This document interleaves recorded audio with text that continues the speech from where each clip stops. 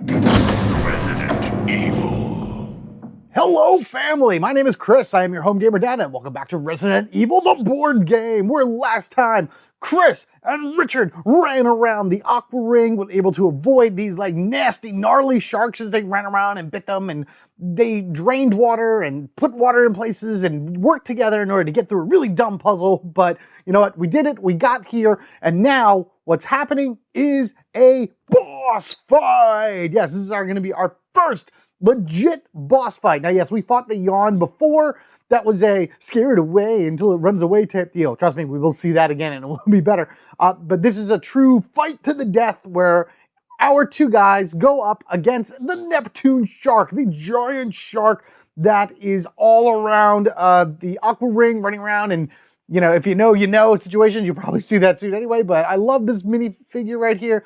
So awesome, so amazing. And again, you get this within the Bleak Outpost expansion. There is a second boss fight for this expansion as well, which will be 2 missions from now. But for right now, let's just go ahead and check out this boss fight. Let's read it in the book. This way we can get ourselves familiar with this map that happens to be Aqua Ring B. The water is far deeper at the bottom level, rising to your waist and forcing you to slowly wade. Here and there, you see a raised platform that will allow you to step above the waterline for a moment, but nothing more than a couple of meters long. Most end in sheared and jagged metal, torn into pieces by some unknown creature you'd rather not find. Suddenly, movement catches your eyes as a large fin breaks the surface of the water, gliding towards you. As it draws closer, you feel fear quickly rush up and take hold.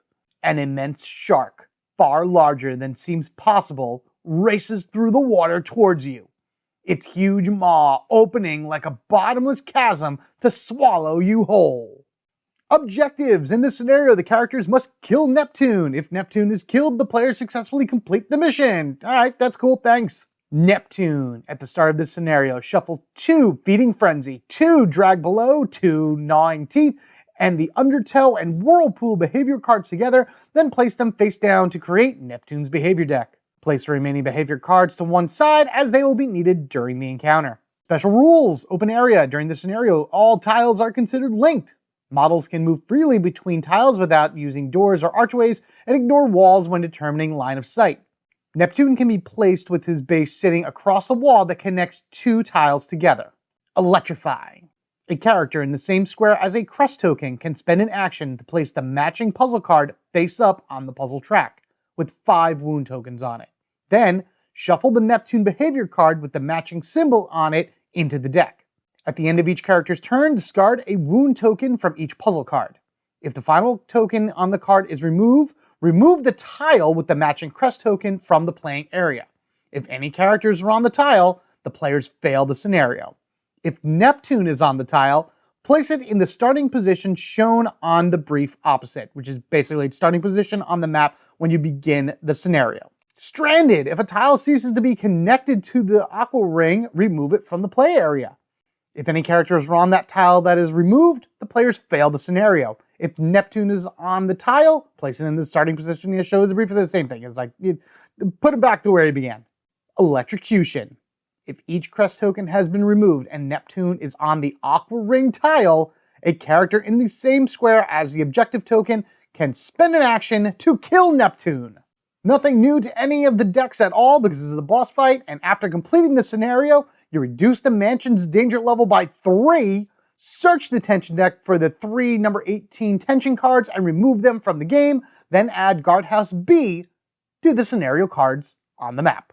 Yeah, so this is all pretty wild right here. Basically, it's saying, first thing first, in terms of like moving around, everything is connected. You got a real cool figure 8, not a ring, but it's a figure 8 here. So your characters can move from space to space without having to worry about getting through doors or anything like that. Neptune is also allowed to do stuff like that. He can move up and he can kind of sit in between tiles, but he can't like overlap a spot that doesn't have a tile on it. So he couldn't be here, for example, but he could be here because his base takes up 4 tiles. and he can kind of move up and around this way, and then down, and then over, and then things along that ways. Because he is a large base creature, he can't move diagonal. It's always going to be orthogonal, up and down, left and right, but he does have his own special movements to him as well, which is what this little card here talks about. Before I get into this little card, which is more of his movement and everything, these tokens right here, you got a sun right here, you got the star right there, the wind one, and the moon one right there.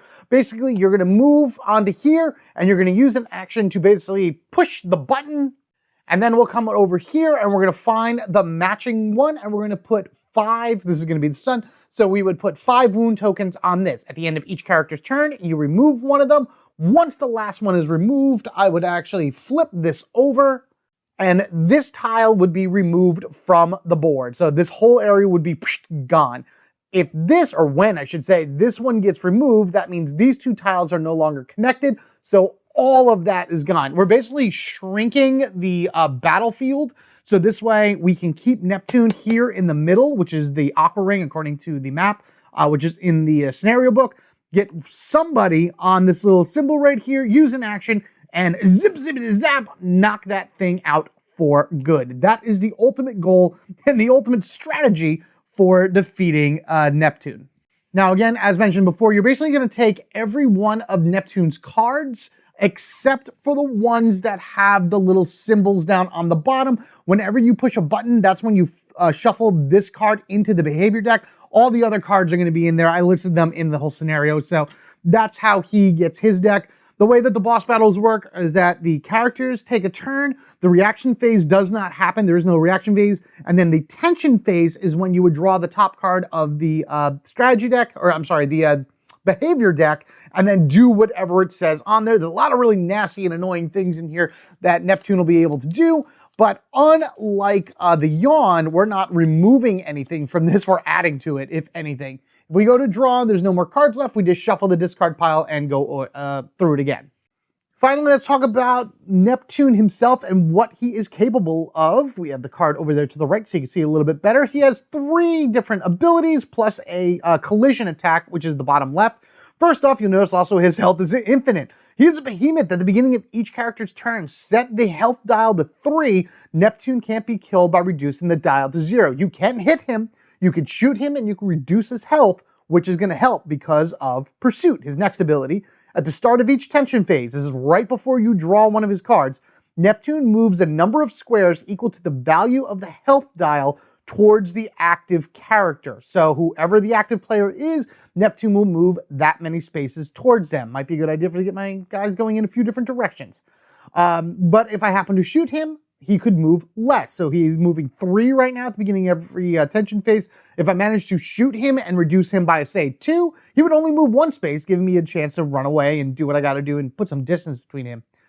Predatory Instinct. If there are 2 or more characters that are closest to Neptune when it moves or attacks, choose the character with the lowest health as Neptune's target. So if they're equal distance away, then he goes to the one that has the least amount of health because he wants to eat them. If Neptune hits somebody, so saying Richard was right here and Neptune came in and pushed him, he will always push in a direction away.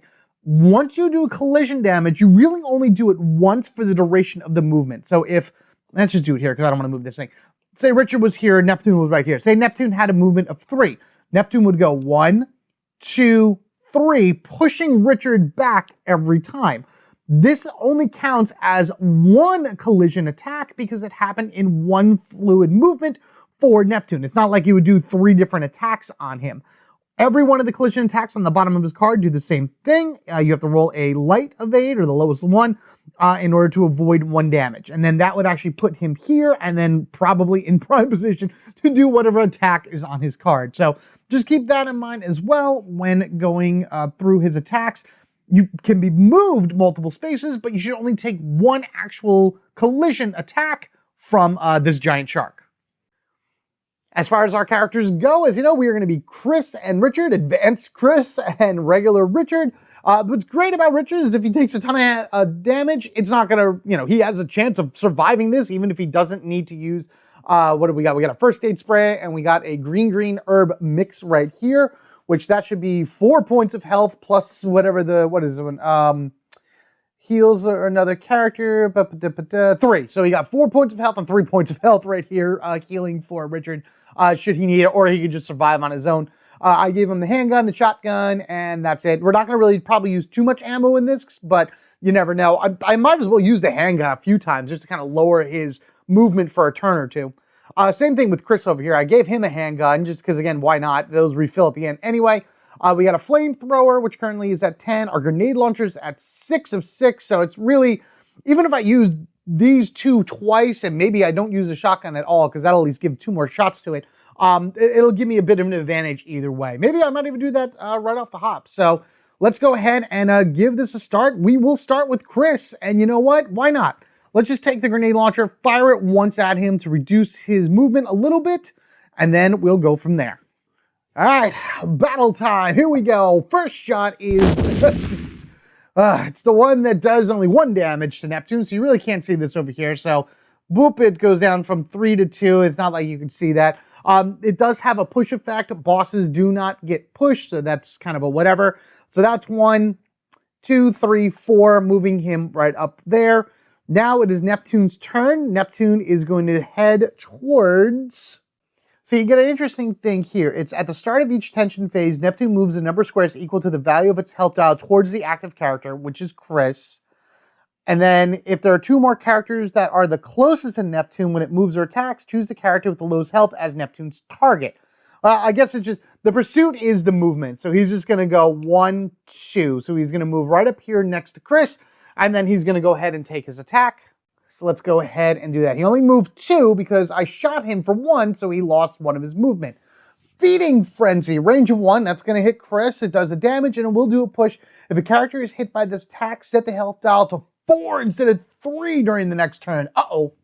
We better hope that Chris dodges it. Oh, and he does. Fantastic. He got the best one on it. So no problem right there. Chris dodges the attack. So then that stays there. His health is not at 4. It is only at 3. This hasn't been pushed yet, so that stays there. Let's do bloop over to Richard. All right, Richard's just going to run. 1, 2, 3, 4. So then on his next turn, he's going to sit here and he'll hit the wind crest. We will set this dial back to 3. And what's interesting about this is like now Neptune's going to come this way because he's going to move towards the active character. He's going to go, so we are right here. So 1, 2, 3, still in the Aqua Ring, and then heading back towards here.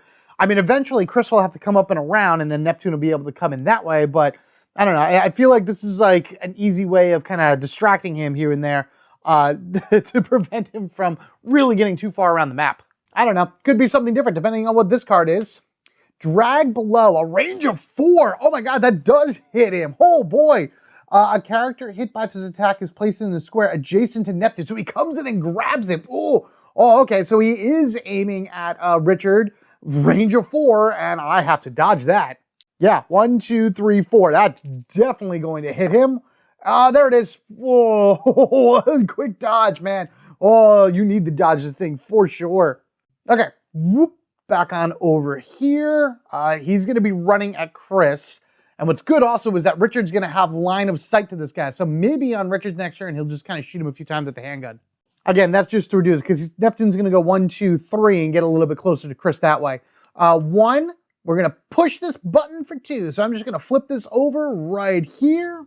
And that was the sun, so we'll put all 5 on that. So before I draw Neptune, I'll take one of these off, and then after I resolve Neptune, I'll get rid of a tile if I need to. So that was 1, push for 2, and we'll go 3 and 4, just to kind of maybe stay along the outer edge here to get away from Neptune. Now, it is Neptune's turn. He's going to turn around, he's going to see Chris, and he's going to go 1, 2, 3. And before we do anything else, I did activate the Sun Crest, so we're going to go ahead and shuffle this card into Neptune's deck. All right, there we go. It is the end of Chris's turn, so one of these does come off. Neptune does attack now. Feeding Frenzy. I am outside of that range, which is great because it's only a range of 1.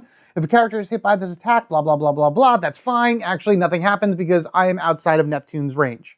Again, is that how this is supposed to work? This seems like now I'm getting far away from him. But then again, once my characters start coming back in, we'll be able to bounce back and forth a little bit more. So we'll just say we're fine right here.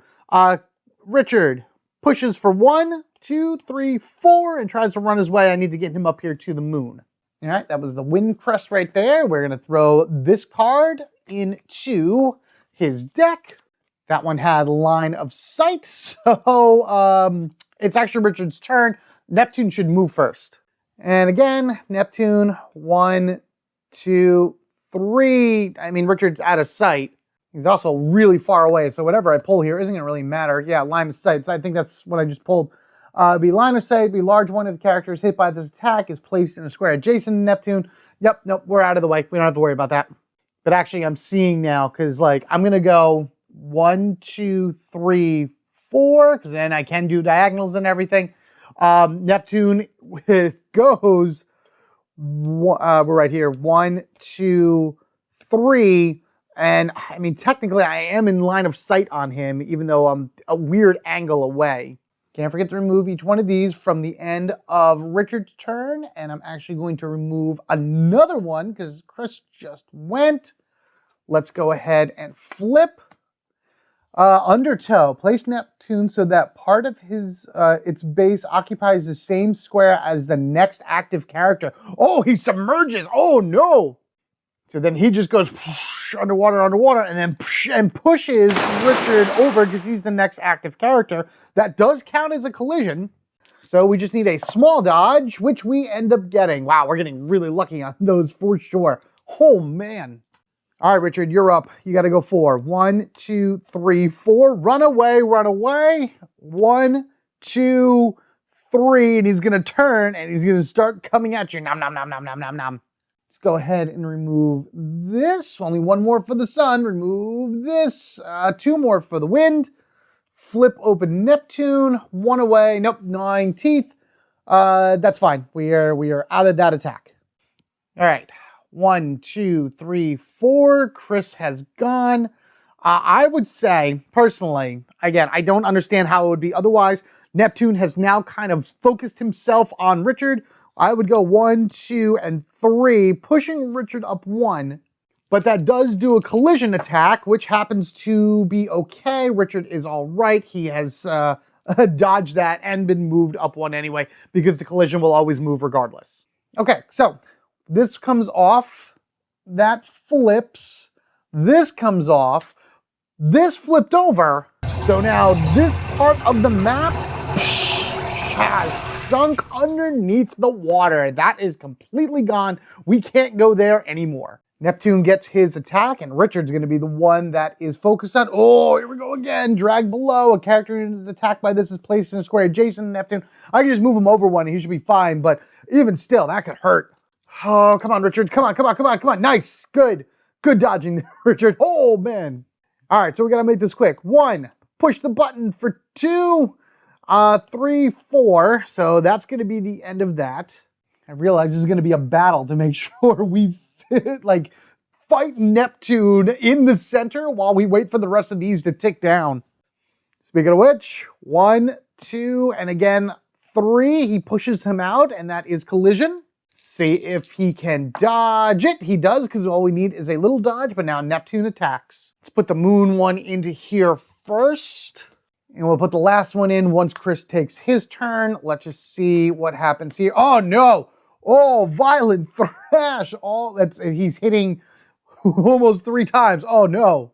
All right, here we go. First attack hits him. Okay, so it's 1 damage. Second attack. That's a miss. That's fine. Third attack, I need a medium, and I get neither, and he pushes. So, he gets pushed up 1.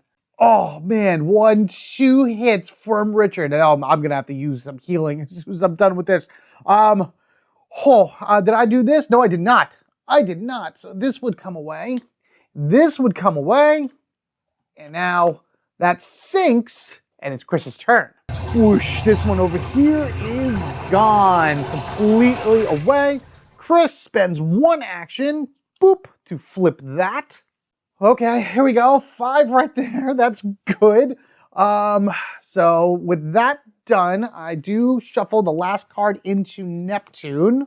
So what's crazy is I do have full line of sight, and I have plenty of time to get off that area before anything else. So I think what I'm going to do is I'm going to once again I have line of sight. I can hit him with the grenade launcher that far away. So we'll smack him with one more grenade and see if we can make him a 0 so he doesn't move, and hopefully Richard avoids an attack.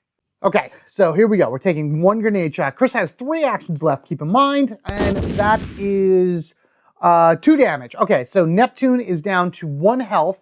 I think what I'm now going to do is I'm just going to attempt to hit him with my handgun. So we have 3 shots. If I can hit him once, then he won't move at all as I lose stuff coming out of my hand. So, what? Oh, sweet. Oh, thank you, Chris. Yeah, oh, sharpshooter from all the way around. Yeah, he definitely has line of sight straight ahead from here. So that is perfect.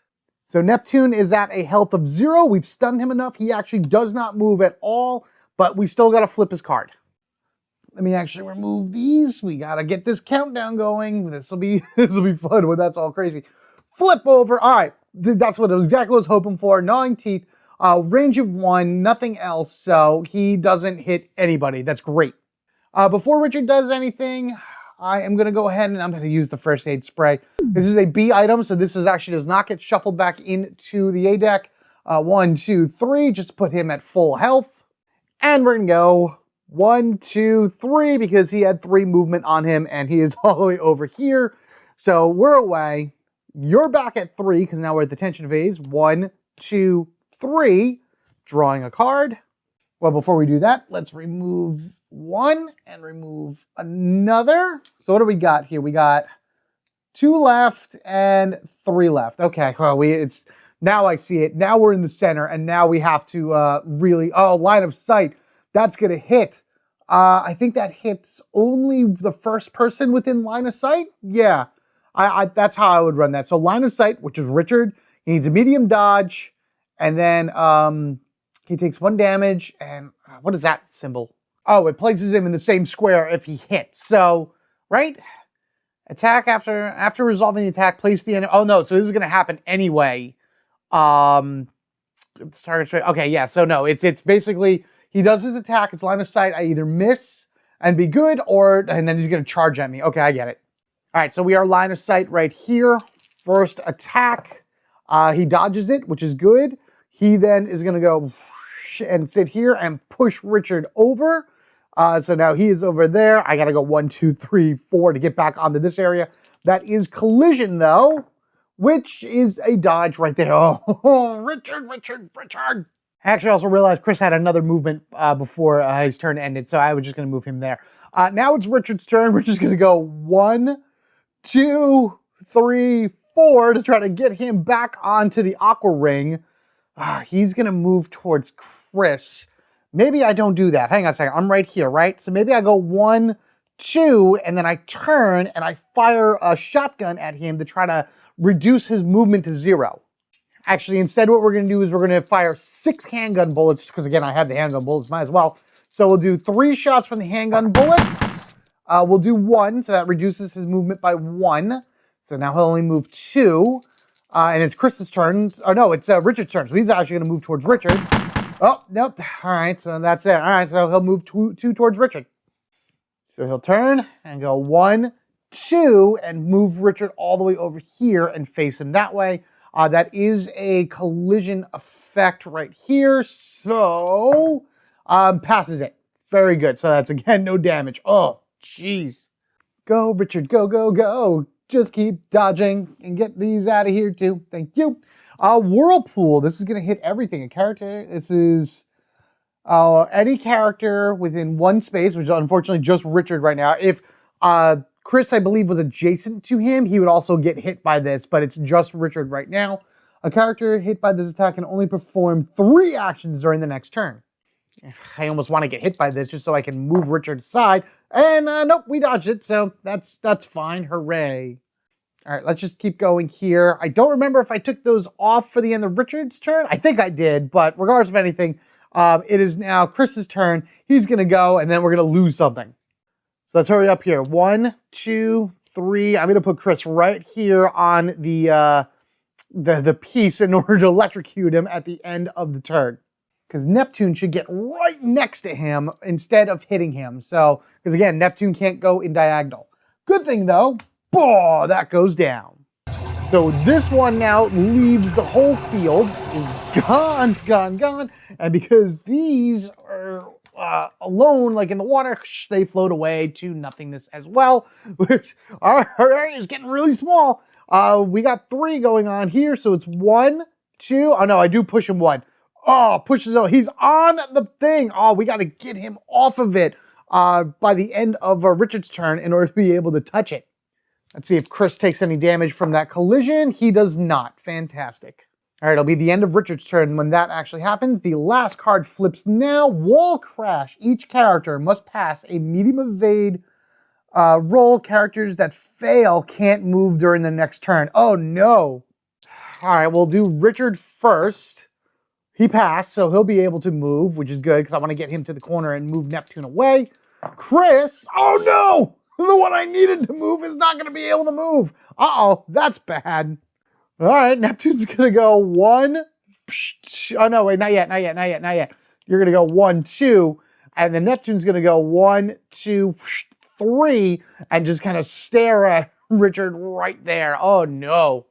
Okay, well, the other thing is, this is gone, so this flips. Now all of those pieces are gone. Let me reshuffle this. And with Chris not being able to move, there's really not much that we can do right now. Let's sync the last spots, which happen to be all this over here. So away it all goes down into the depths. Get him, boss. Leave some for us. And Neptune is going to attack Richard because he is right there. Another wall crash. Oh, no. All right, well, we know Chris can't move anyway on his next turn, so this doesn't really matter. It's more for Richard. Richard is stuck right where he is. Oh, great. Okay, this is going to be burning a turn right here. So it is Chris's turn. We're going to go ahead and just grenade launcher him because I don't want him pushing Richard all over the place. Yes, I know that it's not going to go up the full, but I'd rather do that. And then worst case scenario, I can start hitting him with some handgun ammo. All right, we're going to hit him with another grenade. Hopefully we get the 3. That would be fantastic. That's a 2, so that's 2 damage. So he'll go down to 1. He can't move. You know what? Chris can't move. He can't go anywhere, so that's 1 attack. Number 2, we'll use 3 shots from the handgun. Doing nothing. Attack number 3. 6 shots from the handgun. Doing some damage. Okay, whatever. And Chris can't move anyway, so that is kind of what it is for him right now. So, yeah. 6 shots from the handgun left. Neptune is at a movement of 0, so he can't go anywhere. Let's go ahead and just flip this. If I was close, oh, great. Oh, no. Poor Richard. Oh, man. I wish I actually got pushed because Richard would have been a little closer and would have been able to kill this thing. First attack, miss. Second attack, hit. Third attack with the push is a hit as well. So that's 2 hits on Richard and pushes over. I think that happened the last time too. Ouch and ouch. Jeez. Oh, goodness gracious. Good thing I healed him. Can Richard, it's now, well, that was Richard's turn. He didn't move. He got hit by, no, that was Chris. Chris had this one. Now it's Richard's turn. No, Richard can't move. Right, because he failed the wall crash, if I'm not mistaken. I believe so. So Richard now needs to go.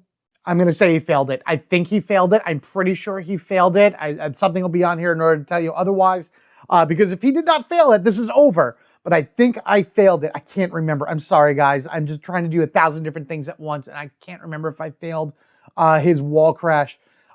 Because of that, Richard does still have 4 turns. I'm just going to unload on him. So we'll go down to 0 for the handgun ammo. So that's going to be 3 big shots. I just need to do 3 damage to this thing to only have to deal with his card in order to stop him. So that's 1. All right. Nothing there. And nothing there. Let's just take the last turn. We'll use 1 shotgun shell to hit him 1. So at least Neptune is only moving once. Richard is terrified by all this, and he gets moved once and hit once. Still enough turns because now Chris should be able to... All right, well, Richard takes another damage. God, that was the collision damage right there that he took. He's almost dead. Oh, no. Chris has enough movement, but what happens here? All right, well, Richard's gonna get attacked. A character hit by this attack is placed in an adjacent square to Neptune. Oh boy. Oh man, Richard's gonna get eaten. Who didn't see that coming? That's a damage. That's a damage. He's not dead, but oh man, Richard's in danger for sure. The good thing is, the positive point, guess what happens? Chris moves 1, and with another action, zaps the shark to Kingdom Comes. And everything goes belly up. Huzzah!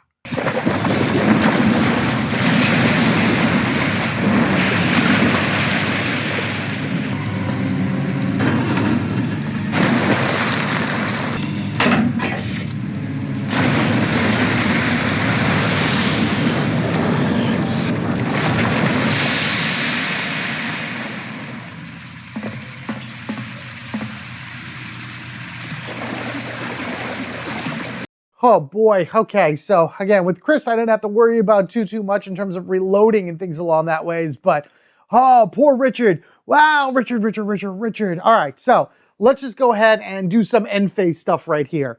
First and foremost, when it comes to the mansion, we're at 12. It goes down by 3 because of the way of beating the boss, so we're down to 9. However, it does still go up by 1. So technically, whenever you beat a boss, you just reduce it by 2, but that's fine. Reducing it by 2 is fine, especially because 2 from now, we're going to be fighting another boss. Obviously, no zombies and no corpses on the field, so we don't have to worry about any of that. Character-wise, oh boy, Richard's only going to heal 1 in that, but he's going to go back into the reserves for the next few games so he can start healing himself again. These will all go back, the green, red. I did use that one first aid spray on him because he desperately needed it. Shotgun will go up to 4, so that's nice to have. We have a handgun back up to 15. We have a second handgun back up, oops, come back here, you, up to 15. The flamethrower I had, even though it doesn't really matter, I need to be adjacent to him, and that didn't work. 5 grenade shots. Chris is at full with only 2 kerosene. And that, my friends, finishes up this insane boss battle. Oh, dude, the shark goes belly up with everyone else again. Richard, are you okay? I think I'm all right. Oh, no, he got me anyway. Richard, no. Let's go to the map. Oh boy, very intense battle right here. These boss battles are going to be crazy. And again, when it comes to boss battles, as far as the base game goes, there's really only 2. One kind of like near the end of the game, and then one at the end of the game. So if you have the expansions of the Bleak Outpost and Into the Darkness, adding these fights in not only are a great way of like breaking up all of these like huge missions that you gotta run through and exploration and running from zombies and shooting zombies, things like that, but also they help lower the mansion level down, which is fantastic. I'm glad that at least we're at 10 instead of being at 13, I think is what we would have been at right now anyway, which would have been really close to red. And it was also fun to be able to take down a giant shark. So Aqua Ring B has been completed. We do now add guardhouse B to the map. And then after that, we have one more card right here, and that will finish out the Bleak Outpost. Once we're done with all of this, I think we roll right into the darkness at the very least, you know, at least getting to the point of getting another boss fight in and things along that ways. But we need to finish up this first. And from what I'm hearing, Guardhouse B, if you didn't like Aqua Ring A, you're not going to like Guardhouse B. But I will figure all that out in the next one when we explore further into that. Chris and Richard are going to kind of lick their wounds and relax a little bit. We'll see who, I think maybe Barry might radio in Joseph. I'm not sure yet.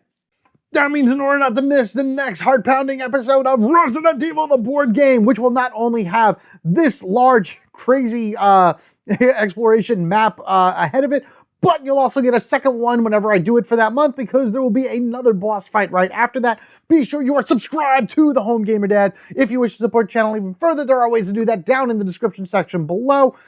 Various affiliate links are down there in order to check out. You have your YouTube membership and Patreon subscribers that you can do in order to be able to get these early and like having like a vote extra votes or opinions or anything along that way that you throw in for my videos, like a few exclusive things here and there. But as always, no matter what, your view, your like, your share, commenting on this video, letting them know what your experiences were with Neptune, how you liked it, what you did in order to defeat it, were you successful, did it eat you, and all that other stuff. All of that and more go a long way to helping the Home Gamer Dad grow, and I appreciate each and every one of you for it. I like this battle. This was fun, especially compared to the fact that in the video game, you really just avoid the shark the best you can. Yes, there's plenty of ways for it to come out there and eat you and everything like that, but it didn't have like a legit boss battle within the game. It was just run to the area, go as fast as you can, get to the spot, and then blast it. Here you had to be elusive, run around, have a strategy, things along that ways. Solo, I can see this being a little bit more difficult to run through. The more people you have, the faster they can go and hit all of those, crest tokens, and then really make the shark kind of run around like crazy. So I don't know. I see a bunch of different ways to play this depending on player count, but I'm really happy that this was added in and it was awesome. Let me know what you think down in the comment section below. And as always, thank you all again. Take care of yourselves and each other. We're family forever, gaming together. Until next time, when we continue our way through the Bleak Outpost, you guys have a good one. And I'll catch you all later.